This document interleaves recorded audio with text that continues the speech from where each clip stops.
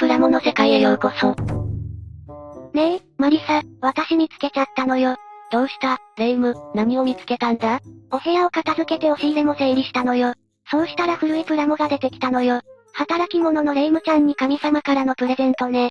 それは買ったことを忘れていただけじゃないのか？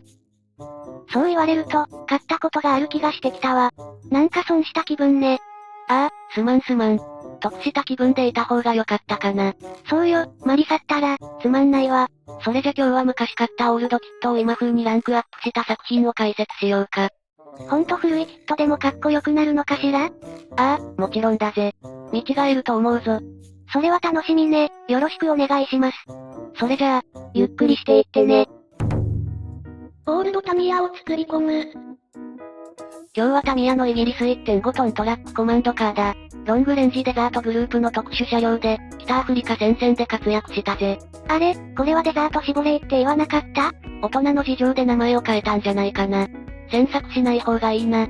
そうね。で、このキット古そうね。初版の MM92 は1977年発売だと思うぜ。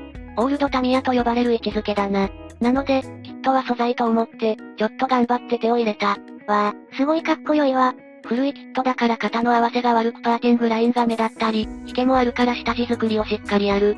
パーツも厚肉で細かい再現ができていないから、真鍮材で作り直したぜ。ああ、すごい。金属は工作が難しくない？慣れるとプラより良い面があるんだけど、プラ材工作でも OK だぜ。まずはプラの厚肉を薄くするところに真鍮を使うといいな。キットモールドも悪くはないけど立体的にするために細部まで作り直すと見違えるように良くなる。コツコツと作業するのね。車両の顔になるバンパーは思い切って真鍮材で作り変えたぜ。わあすごい。ちゃんと立体でできているのが、今時な表現ね。ヘッドライトも透明部品でないから、作り直す。市販の透明レンズにサイズが合うものがあったので、それを利用して、内側のリフレクターやフレームをモーターツールで加工して作ったぜ。昔のキットに透明パーツがついていないこと多いわね。ああそうだな。配管とかも追加するぜ。フェンダーの厚肉は内側から薄く削り、滑り止め板のあるステップは真鍮材で作り直したぜ。キットに合わせるのが難しそうね。キットにテープを貼って写し取り型紙にしたぜ。リベットは真鍮板に穴を開けたジグに溶かしたランナーを押し付けると自作できる。ちょっとした工夫もしているのね。ブレーキペダルとかも作り直すとシャープになっていいぜ。なるほどだわ。それ以外にも各部の作り込みをしているけど、基本はモールドを立体的に変えていくこと、足りないディテールをそれらしく追加することだな。荷台には装備品を積んでやろう。チェーンとか棒とか、極細チェーンやアルミパイプに変えているのね。ああ、そうだな。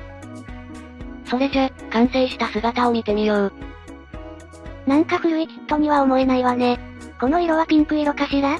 そう、これはデザートピンクだな。微妙なトーンが描かれている感じね。実写の色はブリティッシュライトストーンだけど、デザートピンクをオーバースプレーしたものもあった。だからピンクを上塗りして下地のサンドを少し感じるように塗ってみたぜ。なるほど。体色感ともまた違う感じね。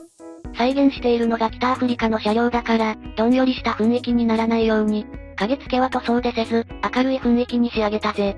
明るい印象になっているわね。あれ？キットのタイヤと少し違うのかしら？そう、キットの軟質樹脂タイヤは経年変化で傷むから市販のレジン製タイヤに交換してある。フィグアもいいフレンズのレジン製を使ったぜ。肉に合うフィグアね。ディテールアップは車両だけでなく、装備品にも気を配る。このリーエンフィールド小銃は最近の出来の良い製品に交換し、スリングを追加したぜ。木の質感がいいわね。アクリル塗料でダークイエローを塗り、油絵の具のバートンアンバーを、すりつけて拭き取るとこうなるぜ。なるほど。この作品はオールドキットを蘇らせるために真鍮材工作とか、パーツを作り直すとか、ちょっとハードルが高くない？そうだな。じゃあ、もっと手軽に手を入れた作品を紹介しよう。例えば、この作品。これはドイツ四輪走行車ね。そう、これもオールドタミヤだけど、ちょっと手を入れて、今風にランクアップさせたぜ。ジャッキや消火器など最近のキットの出来の良いパーツに交換したり、車間ポールを真鍮線に変えるなど、比較的簡単なディテールアップで良くなるぜ。最初はこのくらいの手の入れ方ができる範囲のような気がするわ。まあ、自分のスキルと相談して、オールドタミヤを楽しめば良いと思うぜ。ディテールアップはもちろん良いけど、やっぱり塗装も大事ね。そうだな。いずれ塗装テクニックも解説したいな。